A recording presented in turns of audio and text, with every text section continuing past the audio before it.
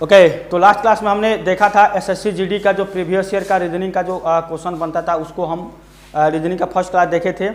और आज का जो क्लास होगा ये रीजनिंग का आपका सेकंड क्लास होगा। जितने भी प्रीवियस ईयर के जो क्वेश्चन है एसएससी जीडी में पूछा गया उसको हम यहाँ पे लिए हैं। ठीक है, तो एक एक करके इसको देख लेते हैं इस क्वेश्चन को।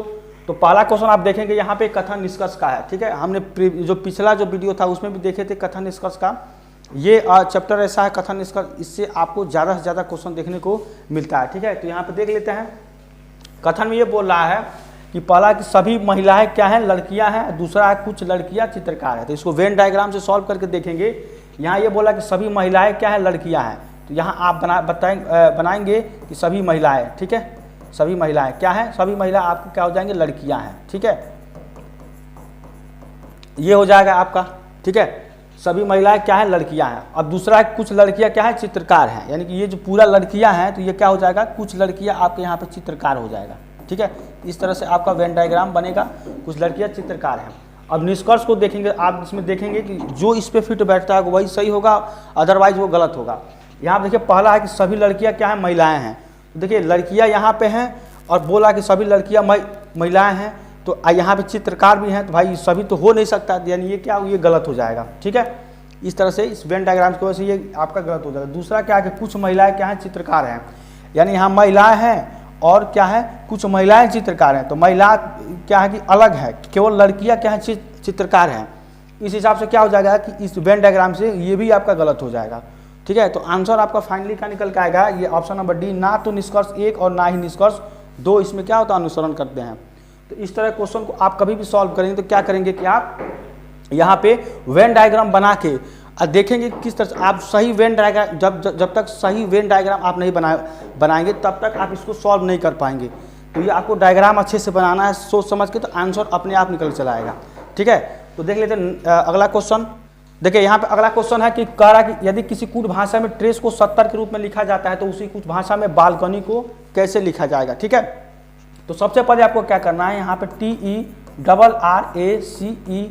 इस तरह से लिख लेना है। ठीक है, इसको 70 के फॉर्म में। तो देखिए टी के लिए क्या होता है, ये जो अल्फ़ाबेट होता है तो टी को कौन सा नंबर दिया जाता है, यहाँ पे दिया जाता है 20। ठीक है, ई को लिए होता है 5, आर का होता है 18, ये भी 18 हो जाएगा, ये 1 होता है, और ये सी के होता है 3 और ये होता है 5। जब इसको सबको आप ऐड करेंगे तो ये आपका क्या आ जाएगा, 70 आ जाएगा। ठीक है, ये 5 है, ये आ जाएगा 70। अब इसके बाद इसी तर्ज पे आप क्या करेंगे, बालकनी को भी लगाएंगे। तो बालकनी कैसे सॉल्व करेंगे, देखिए यहाँ पे है आपका कि यहाँ पे BALCONY। ठीक है, ये y है यहाँ पे। तो देखिए b का कितना होता है, 2 होता है। ठीक है, b के लिए 2 होता है, इसके लिए 1 हो जाएगा। फिर l के लिए कितना हो जाएगा, ठीक है 12 हो जाएगा, ये आपका 3 हो जाएगा। o के लिए क्या हो जाएगा, ठीक है o के लिए आपका 15 हो जाएगा, और n के लिए कितना हो जाएगा, आपका 14 हो जाएगा, ये हो जाएगा 25।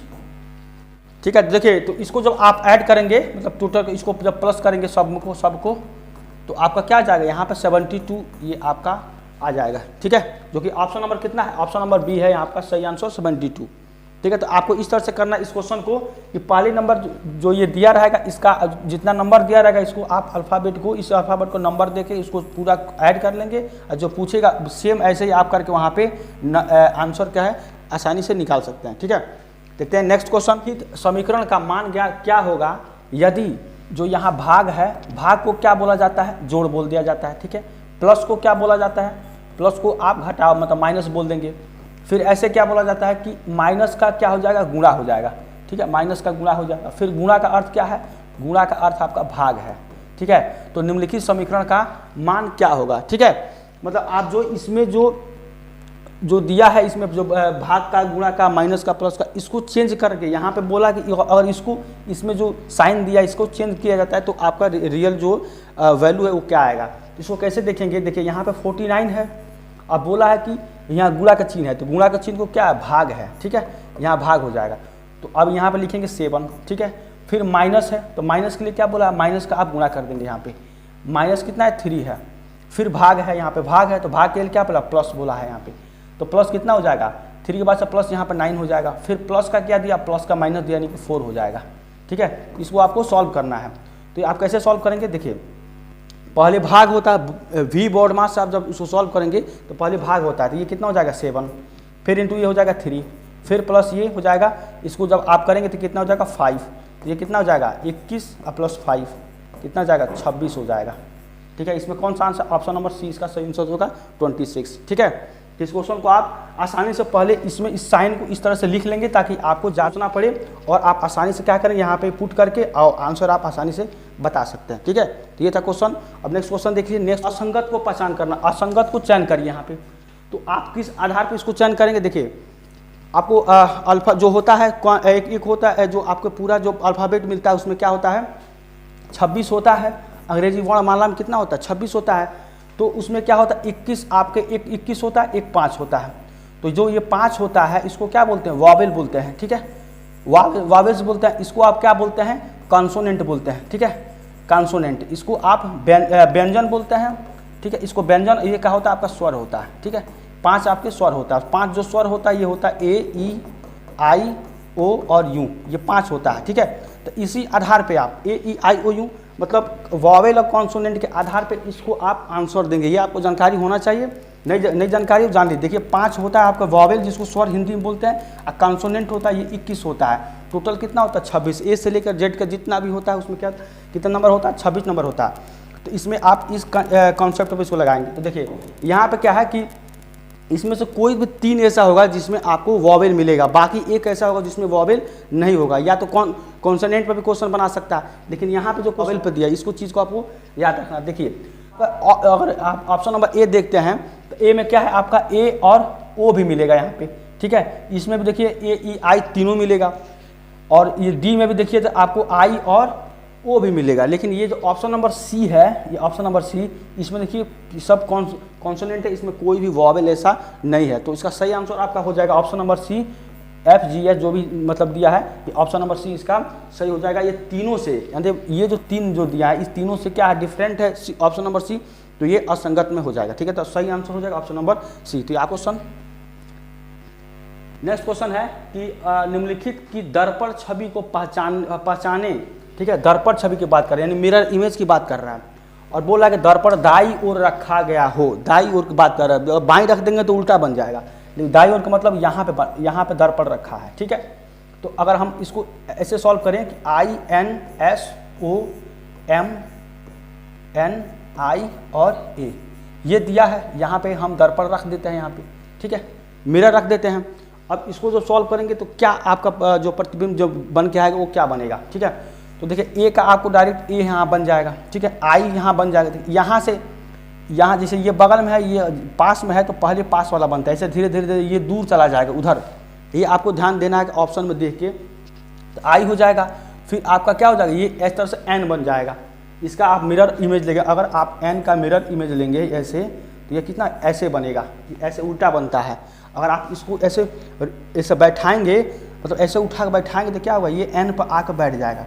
मिरर का मतलब ये होता है। इससे पी का अगर आप मिरर इमेज लेते हैं, पी करेंगे तो ये ऐसे बनेगा, क्योंकि इस पी को जब उठा के इस पर ओवरलैप करेंगे तो ये क्या होता है, ऐसे बैठ जाएगा। तो मिरर इमेज होता है, उसका उल्टा प्रतिबिंब होता है।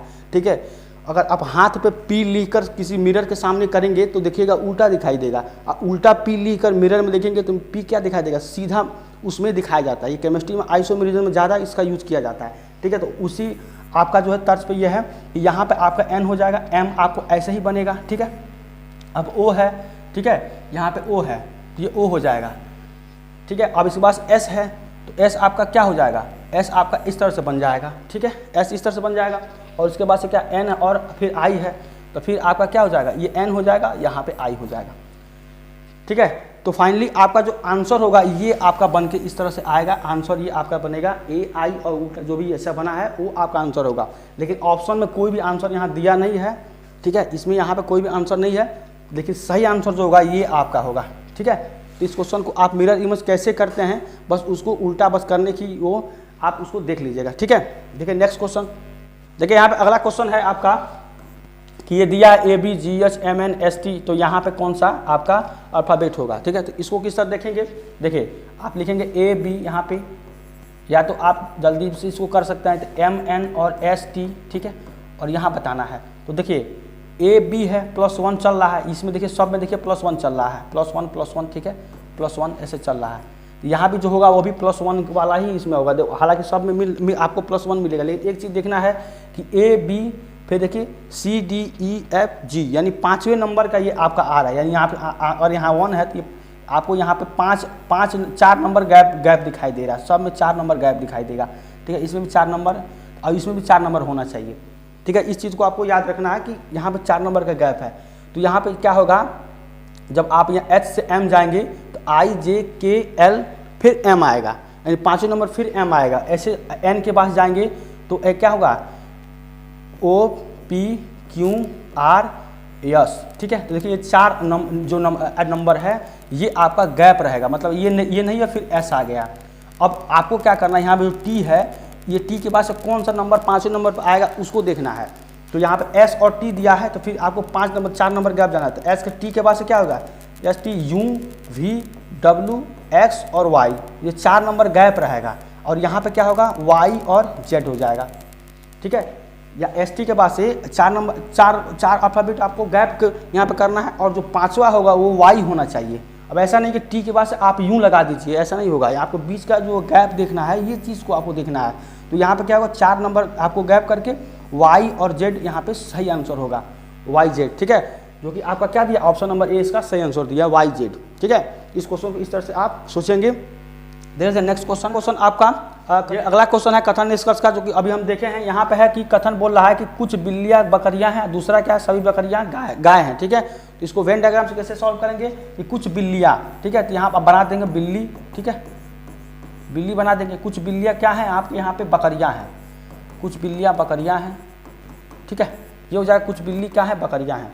अब इसके बाद आगे क्या करेंगे आप निष्कर्ष में कि सभी गाय क्या हैं, बकरियां हैं। सॉरी, यहाँ पे कुछ बिल्लियां बकरियां हैं, ये हो गया। अब दूसरा क्या है कि सभी बकरियां क्या हैं, गाय हैं, सभी बकरियां गाय हैं। यानी कि ये जो पूरा बकरी है ये क्या हो जाएंगे, गाय हो जाएंगे। सभी बकरियां क्या हैं, गाय हैं, यहाँ पे ये हो जाएगा। अब इसके बाद से क्या करना आपको, निष्कर्ष देखना। निष्कर्ष में आपका जैसे सभी गाय है बकरियाँ हैं, यानी सभी गाय बकरियाँ हैं, तो यहाँ बिल्ली भी हैं, तो यानी ये आपका गलत हो जाएगा। फिर बोल रहा है कि कुछ बिल्लियाँ जो क्या है गाय हैं, जहाँ बिल्ली है कुछ गाय हैं, तो भाई ये आपका सही हो जाएगा, क्योंकि देखिए यहाँ वेन डायग्राम बता रहा है कि कुछ बिल्ली क्या है, गाय भी है यहाँ पे। तो इस हिसाब से क्या हो जाएगा आपका ऑप्शन नंबर जो केवल 2 है। देखिए यहाँ पे आपको नॉन वर्बल का एक क्वेश्चन है, ये बहुत ज़्यादा आपको एग्जाम में देखने को मिलेगा। अभी जो जीडी का एग्जाम होगा इसमें आपको ज़्यादा इस तरह का क्वेश्चन देखने को मिलेगा। तो इसको सॉल्व कर लेते हैं। देखिए यहाँ पे क्या है कि प्रश्न आकृति दिया है, ठीक है। अब बोल रहा है कि ये जो फिगर है, ये जो फिगर है, इस चारों में से कौन से फिगर से ये फिगर मैच कर रहा है, ठीक है। तो उसको आपको कैसे सॉल्व करेंगे कि पहले ऑप्शन नंबर ए देखेंगे, तो ए में आपको इस तरह का कोई फिगर आपको नहीं है, तो ये भी नहीं होगा। फिर आपको सी देखेंगे तो इसमें भी कोई नहीं है, ये भी नहीं होगा, ठीक है। अब देखिए ऑप्शन नंबर डी है, तो भाई इस तरह का है, लेकिन क्या है यहाँ को देखिए यहाँ पे उल्टा है, ये भी नहीं होगा, ठीक है। लेकिन अगर आप इसको देखें तो इसमें क्या होगा, ये देखिए इस तरह से आपको इधर से ऐसे करके आपको, मतलब इसी में से ये इसका ही पार्ट है, ये ऑप्शन नंबर बी है। ये क्या होगा, ये जो पार्ट है इसमें आपको फिट बैठ रहा है, तो इसका क्या हो जाएगा, सही आंसर आपका ऑप्शन नंबर बी हो जाएगा, ठीक है, जो कि यहाँ पे दिया गया है, ठीक है। तो इस क्वेश्चन को आप इस तरह से सॉल्व करेंगे। अगला क्वेश्चन देखिए, अगला क्वेश्चन ही आपका एक और नॉन वर्बल का क्वेश्चन है। यहाँ पे ये बोल रहा है कि प्रश्न आकृति यहाँ पे दिया है कि कौन सी श्रृंखला को पूरा करेगा, यानी कि अगर इस तरह के 1 2 3 यहाँ पे दिया तो यहाँ अगला जो होगा आपका इस चारों में से कौन सा होगा, ठीक है। तो सबसे पहले आपको देखेंगे कि यहाँ पे एक तरह से मूव किया गया है, मतलब 2 यहाँ पे 2 मुख है। फिर यहाँ पे आपका क्या हुआ, 1 2, फिर इधर है आपका, फिर एक बार 1 2 3 बार हो गया। ये पहले तो 1 बार चला, फिर 1 2 2 बार चला, यहाँ पे 1 2 3 बार चला है। और फिर क्या होगा, इसमें से कौन है जो 4 बार चला है। तो अगर आप ऑप्शन नंबर ए को चेक करते हैं तो ये 1 2 3 4 ऐसे हो जाएगा, फिर ये 5 बार हो जाएगा। लेकिन आपको चलना कितना, 1 2 3 4 बार चलना है यहाँ पे, तो ये हो जाएगा आपका 5, तो ये भी नहीं होगा। इसको देखिए तो 1 2 बार ही चला है, ये भी नहीं होगा। इसके बाद आप देखिए इसको, तो ये भी 1 बार चला है। लेकिन अगर ऑप्शन नंबर बी को देखते हैं, इसमें देखिए 1 2 3 4, ठीक है, तो यहाँ पे 4 बार हो जाएगा, यानी ऑप्शन नंबर बी जो होगा ये आपका सही हो जाएगा। ऑप्शन नंबर बी जो भी ये वाला जो फिगर होगा ये यहाँ पे आपका होगा, ठीक है। तो सही आंसर हो जाएगा ऑप्शन नंबर बी। तो इस तरह क्वेश्चन को आपको ध्यान से देखना है कि फिगर में किस तरह से दिया है और कितने टर्म वहाँ पे मूव किया है, ठीक है। क्लॉकवाइज एंटी क्लॉकवाइज ये भी इसमें देखा जाता है, लेकिन यहाँ पे आपको देखना है कि कितने तरफ से ये मूव किया है, ठीक है। देखते हैं अगला क्वेश्चन। देखिए यहाँ पे दिया है पैटर्न के साथ कागज का जो मोड़ना है, उस तरह का क्वेश्चन जो बनता है यहाँ पे ये क्वेश्चन है कि यहाँ पे दिया पैटर्न के साथ वर्गाकार कागज पत्र को दिया गया है और पारदर्शी कागज पत्र को बिंदुकित रेखा पर मोड़े जाने पर पैटर्न किस तरह दिखाई देगा। ठीक है, तो आप क्या करेंगे, देखिए यहाँ पे बोल रहा है कि अगर ये कागज है और यहाँ से मोड़ा जाता है, यानी इस तरह से आप मोड़ेंगे तो कौन सा आएगा, यानी इस कागज को अगर आप ऐसे पकड़ ऐसे मोड़ेंगे तो ये वाला भाग आपका यहाँ चला जाएगा, मतलब दोनों ये तो दो ऐसे है ही है। फिर यहाँ पे क्या हो जाएगा, अगर इस तरह से है, आप इस तरह से यहाँ पे दिया है और यह क्या किया कि यहाँ पे दो है यहाँ पे, ठीक है, ये दो है, जब इसको ऐसे मोड़ेंगे तो ये एक यहाँ चला जाएगा, एक यहाँ चला जाएगा, यानी कि आपका क्या होगा, ये वाला भाग आपको मिलेगा। तो इतना भाग दो यहाँ पे होगा, दो लाइन यहाँ पे।